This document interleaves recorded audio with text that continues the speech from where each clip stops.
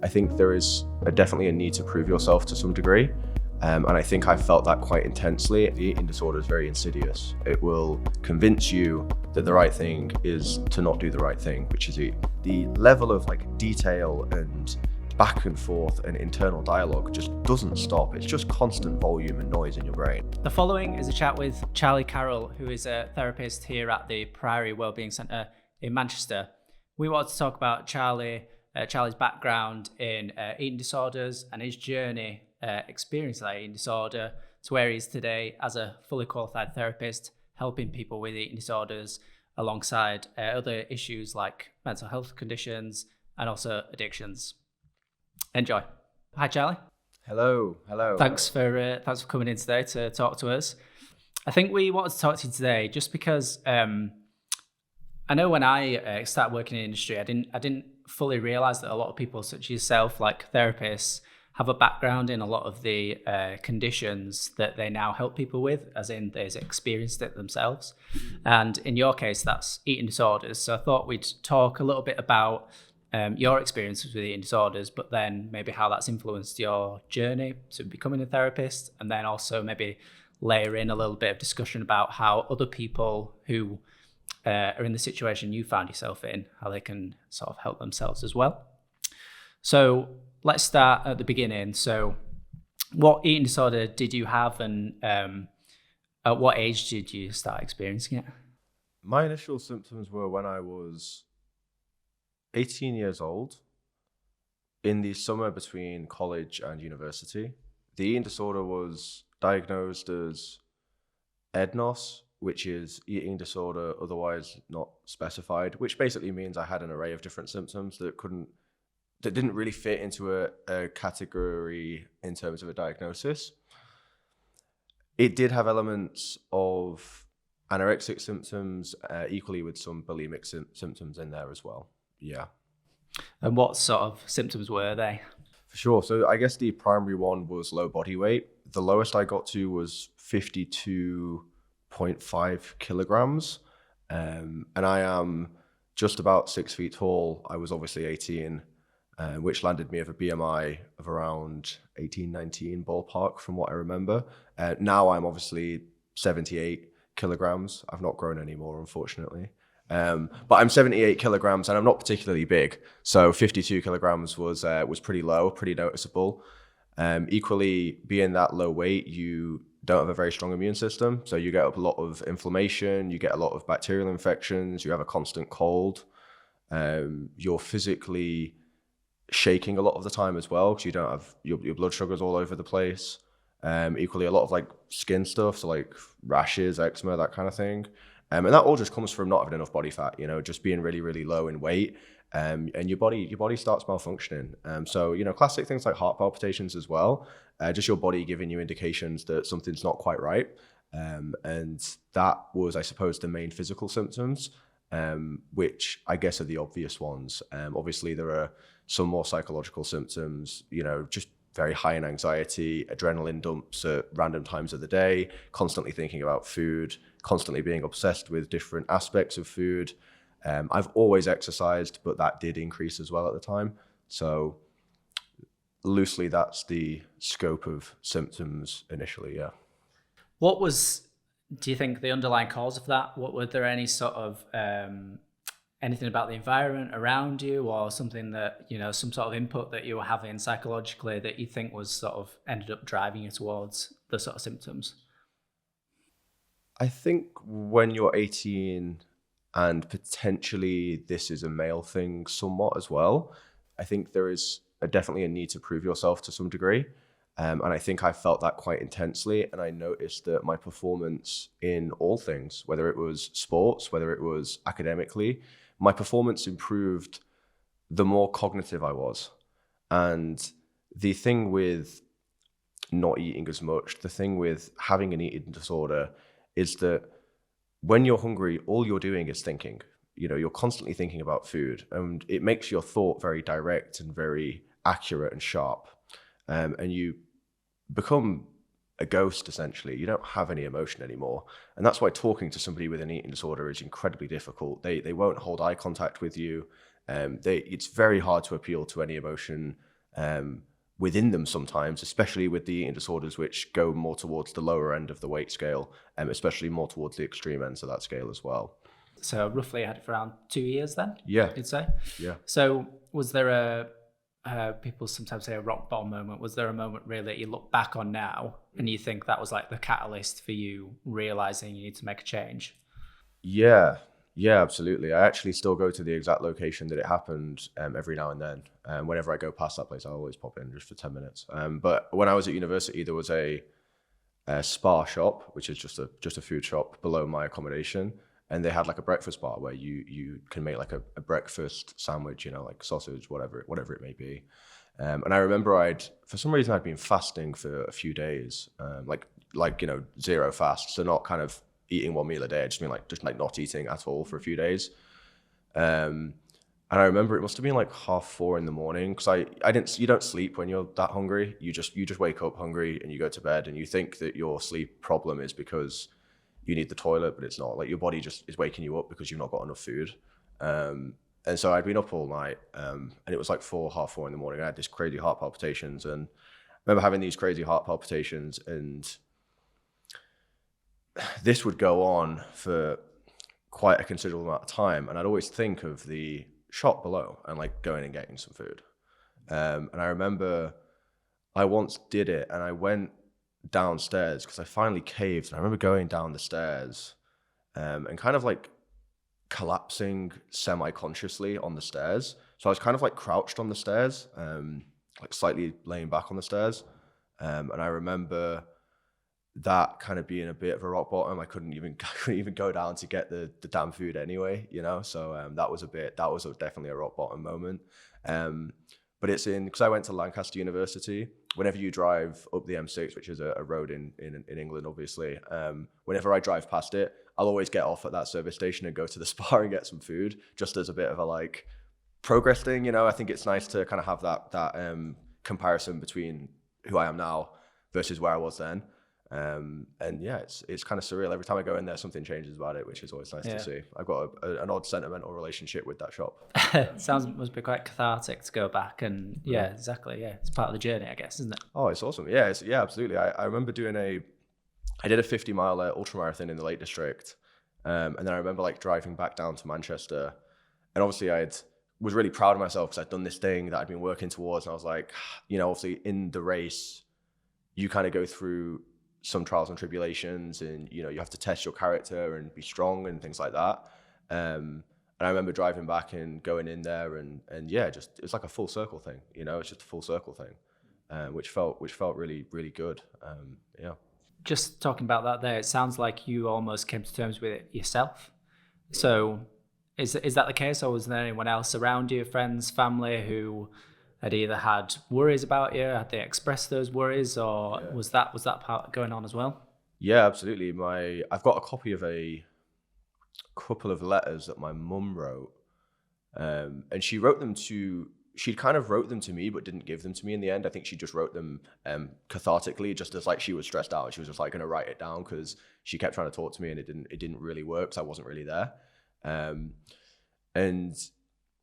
so those letters are there. I think definitely my mum is, your mum's always going to be kind of, I think, a bit of a first line of defense when you're 18. Your mum's probably a bit more aware of you than you are half the time, and so she kind of spotted it first. Yeah, there were conversations, but none of it really went through, to be honest. And I just remember it was my dad. I got kind of tricked into it because I remember going to my dad's and my dad being like, "We're gonna go see my older brother," and we did go and see my older brother after. But he like took me to a therapist's house. The therapist practiced out their house, so I went there. And he was like, "We're just stopping here first." And I didn't even know it was happening, so I just ended up there. And then that was I guess another key turning point. But although I didn't realize it at the time. When you'd had that moment where you realized you need to change, what happened next? I started to fight it, really, and what that looked like was a lot of indecision. Essentially, you have the tendency to avoid anything that's going to actually help you recover from the eating disorder. The eating disorder is very insidious. It will convince you that the right thing is to not do the right thing, which is eat.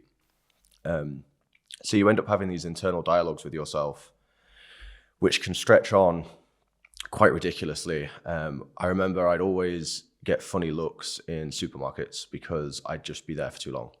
So I'd be like there at the, I don't know, the food section or the food counter, and I'd just be there for so long and then like walk away and then come back and then like go around the shop. And then maybe I'd get something, but then go back in and get something different. And like, you'd attract these kind of funny looks. I remember, I think I was in Tesco in Liverpool when a member of staff actually came up to me and was like, "Are you okay?" And I was like, kinda. Yeah.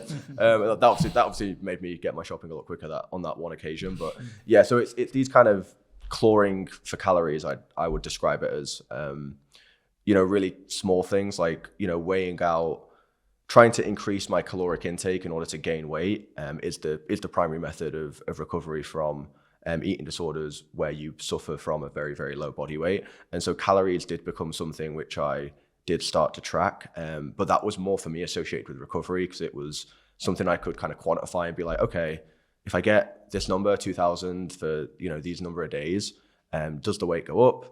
If it doesn't, I've got to increase it. But that would still be really difficult because the eating disorder would be so insidious that it would start playing around with your perception of what a calorie is. And so you'd end up weighing out 60 grams of whole grain rice, but then you'd think, well, this is whole grain, so it's got more fiber, so it's going to keep me full for longer. And actually, maybe if I have this lower fat yogurt, then actually that's going to have more protein, which will also keep me more full for longer. And then it actually becomes like harder to eat the calories you need to eat because you filled yourself up on such high fiber and high protein foods. And so even when you like strip it down to just calories, the level of like detail and back and forth and internal dialogue just doesn't stop. It's just constant volume and noise in your brain. And I think the biggest thing for me was completely stepping outside of thought was so important. And I didn't drink for a year and a half while all this was going on. And I actually think restarting alcohol was like a really good thing for me because it was just, when I drank, I didn't think about anything. Like never mind thinking about food. Like I just didn't think about anything. And that doesn't mean I went out and got like, very drunk, but it just meant that I'd go out and have a few drinks and it would be keeping all the thoughts at arm's length. And that was quite healthy for me because I wasn't drinking excessively or anything like that. Equally, other things which allowed me to enter a space where I wasn't thinking, martial arts, especially sparring, having somebody kind of, come forward throwing some punches at you, definitely, you're not going to be thinking about what you're going to eat later. You're going to be thinking about that. Jiu-jitsu, Muay Thai, boxing, ultra marathons as well. Obviously, they increase your caloric output massively, but again, it's a case of that's 5-6 hours where I'm just thinking about finishing this run. Like I ain't thinking about food for a change, and that felt really good for me. So like, doing these things which are perceived maybe as a bit more difficult were actually really nice because they were like breaks. They were just relief. It was like I'm not going to think about food for a couple of hours. That's good. Last thing I wanted to ask you about your experiences then with the eating disorder, just around the sort of overlaps. It sounds like when you were describing there being in a supermarket and you're obviously overcome by you're overthinking everything to an extent. So there must be like such huge overlaps between that and mental health issues. Essentially, it sounds like anxiety there coming out. So that must have been something that you've had to sort of challenge you at the same time as well. Absolutely. I've always been anxious, always.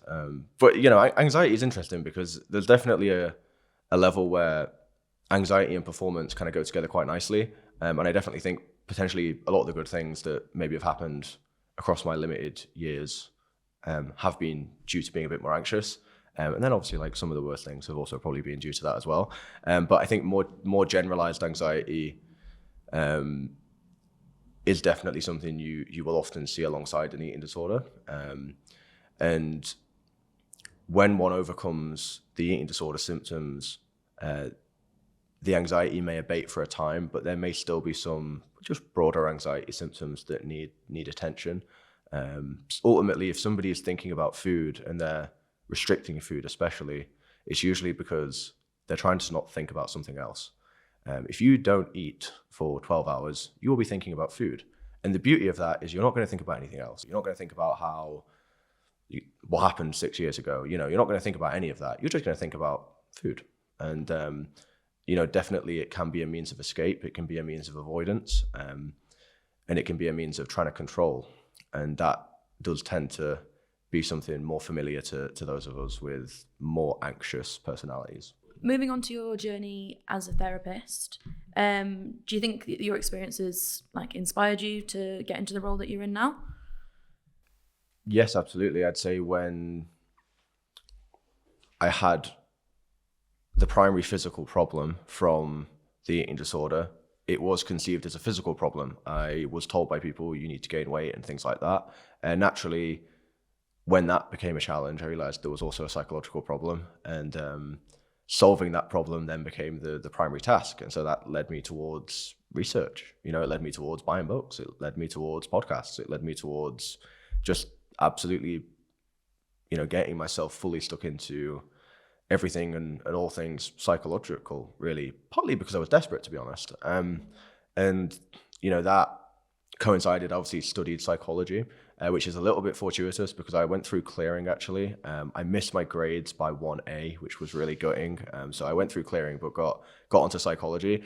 And when I look back, I really don't know why I did that. I'm just like, why on earth would I didn't even study it at A level. There was no reason for me to pick psychology. But I don't it's just one of those things where you look back, you're like a little bit of divine intervention, maybe. You've been missing some foundational knowledge. Yeah, kind of peripherally aware that upstairs was in need of some work, maybe. So that naturally collided at the right time. So second year of uni, 2 years into the eating disorder, on the recovery arc, naturally studying psychology anyway, that led me to just study outside of my actual study anyway, which is one of the problems at uni. A lot of the time people don't, you do the course, but no one does the reading, right? People don't actually, they're often not that interested in it, which is natural. But for me, I was like, I need this, I really need this, I don't need the grade for the grade. I just need the grade because I need to understand this stuff because it's, urgent and immediate for me. Yeah. And how do you think your experiences help you in your role? Do you think they have any influence on how you go about? I think they make me more confident.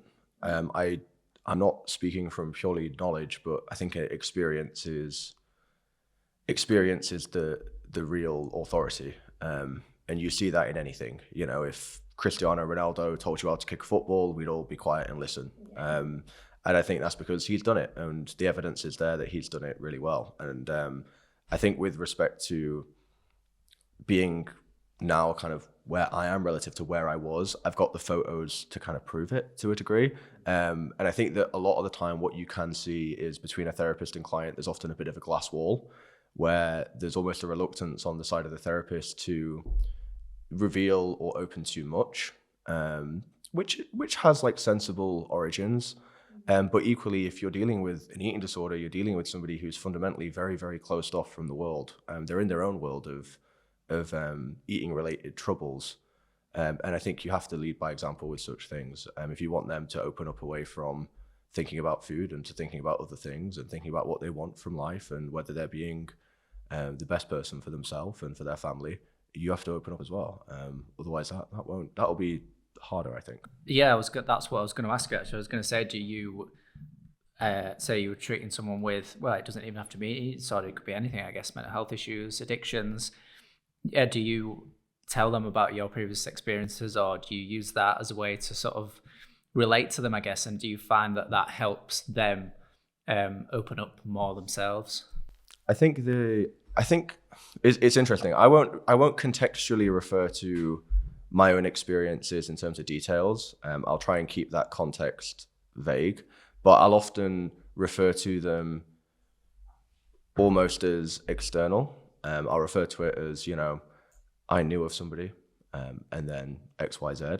And sometimes clients, I think, read between the lines and just understand anyway. And sometimes you're like, if you know the details a bit too well, their eyebrows immediately kind of raise, which is which is funny. And I think sometimes that's a challenge though, because, I definitely had it with patients where, it's eating disorders hide, they orthorexia in particular hides in plain sight, but eating disorders tend to hide, and they don't want to be seen. And if somebody else can see it, and if they see it as well because they've experienced it, it's a lot harder to hide, and that can be like immediately quite anxiety inducing. So you've got to be quite careful, I think, about how you go about these things.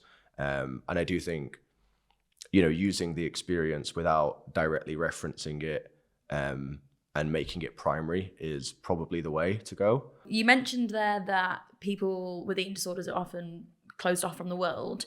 Is there anything that people did or people you've seen people do to try and kind of bring you back to reality, or others that worked or hasn't worked? Yeah, for sure. I've got a really good bunch of friends from high school. Quite laddie lads, so to speak. We're all on the football team together. Really good guys. Quite brash and brazen, maybe. And I've got a really close friend, and I naturally shut off from them. I just stopped going on messages. I stopped replying to texts. I just didn't communicate. And I have a friend actually who lives really nearby. A very close childhood friend. Who just didn't take no for an answer, basically, and they didn't even tell me. They just got the train up and were like, "No, I'm coming.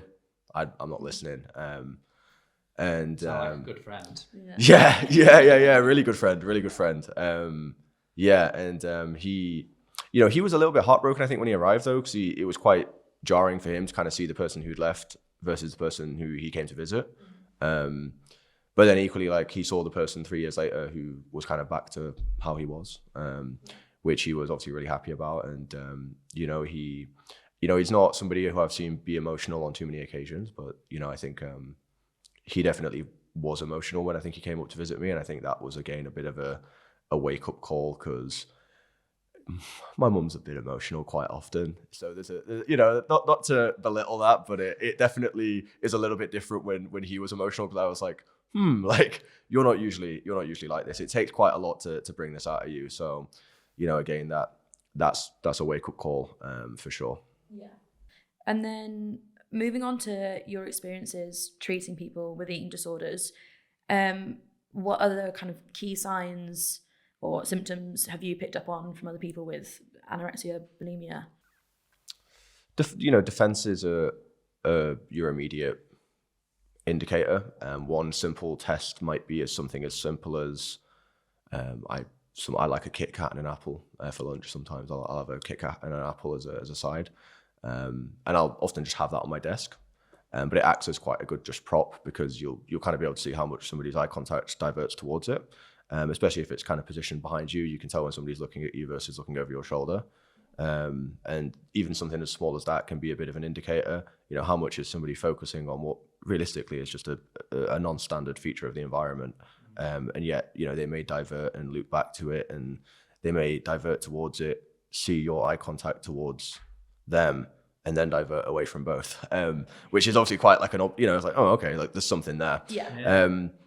So I think there's different subtle indicators like that. I definitely think the degree to which somebody talks about food is a very obvious one, but equally, the degree to which somebody puts time into food.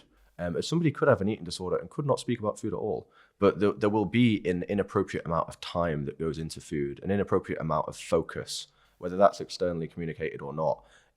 Shopping lists that become very excessive, and buying foods from very different shops in order to, meet certain stringent requirements of whatever paradigm their eating disorder has set up in their mind, And then also the people that you've observed and treated, have there been any kind of like patterns or like very common triggers or causes behind eating disorders? Famously, they see, eating disorders seem to be more predominant in females. Now, obviously, you've still got the issue of, well, how many men come forward with an eating disorder, which is hard to estimate. But I would say that later teenage years seem to be, very, very high risk factor for developing an eating disorder. And that's usually, I think, related to the fact that we naturally gain weight as we age. And that's just a natural part of filling out your frame as a man or a woman. Whereas when we're in those later teenage years, you'll often find that people are carrying an adult frame, and carrying the physical needs of an adult body, but they've not caught up psychologically or behaviorally with those needs. If you've got a 6 foot, if you're, especially, let's say you're a 6 foot guy who's, plays a hell of a lot of sports, and suddenly your bones are getting thicker, you're getting bigger, you're getting broader, you're getting, a bit just bigger as a frame. Your body needs a lot more to be able to actually pack that out, and your behaviors won't catch up. Equally, when you move out is a key thing, because you displace the routine and control over food away from typically your parents towards yourself completely. So even if you cook your own food as a later teenager, in say year 11, year 12, your parents will still probably buy the food. They'll still put the food in the fridge, and you just go and make the food. Suddenly you go and make all of the food, and you buy all of the food, and so you have control over all of it. And that just requires a simple set of skills. But sometimes if they're missing, that can be a factor as well. Last couple of questions. I just wanted to ask you, earlier on when you were talking about your experiences personally, it sounded like really your eating disorder just took over your entire life, really. It was quite pervasive to all different elements of your life. So I wanted to ask you, for somebody else who might be listening to your words and maybe they're some of the things you've said are sort of ticking ideas in their ticking boxes in their mind, and they can relate to that. What are some of the signs that it's time to reach out for support? Because again, you've spoken about being into sports and being into healthy eating and exercise, and these are fundamentally good things, and we should be encouraging everyone to adopt them. But what are some of the key areas that they might be able to think that actually this is probably across the threshold? Yeah, I think other people are more objective than you are because of the eating disorder, which requires, I guess, a degree of self-awareness as well. But other people will be more objective about things than you are. If you go to the GP and they tell you there's a problem, they're more objective about it than you, because they're not you. It's the classic situation where if you give your best friend advice for a problem, most of the time, if you have that problem, you're not going to give yourself the same advice. We are more objective when it comes to other people, and the reverse is true. And I think that, knowing, and, if you do have people who, have your best interests at heart, and, are good enough friends and family to be honest, and they're okay with, you not being happy with them if it's for your best interest, then, try and make those calls essentially. And it's not necessarily kind of checking in, but definitely just asking for an honest opinion from somebody you trust, and then having the, I guess, strength of will and the ability to tolerate the discomfort of actually just surrendering the power and ceding the control over to them and going, I'm gonna trust them on this one, even though I don't necessarily feel that way, or maybe I don't know that that's where I'm at. I'm gonna take the risk. I'm gonna trust them instead. So that would be one of the big ones. And this final question might tie into that nicely, but what's the let's give one piece of advice for someone watching this who, again, they might be having similar problems to what you experienced. What's the one thing that you would say to them right now? What should they do next? I think that whenever we hit a problem that we can't solve, we have to get creative. If you could have figured this out doing what you've been doing, you would have already figured it out. So my 2 cents is think outside the box, do something a bit wild, catch a flight, seriously, how much worse can it get? I definitely think that it operates on fear. And my 2 cents is if you face that fear head on, you can actually not just recover, but become even better than you ever were. But that requires a directness. And I think that requires not playing it safe. And I think that the way you help yourself do that is you remind yourself of the pain you're in, and remind yourself that maybe there's not too much to lose. If you found this video useful, please give it a like and a share so we can spread this content to people who might need to see it. And for more content like this, please subscribe to the Priory YouTube channel. Thanks for watching.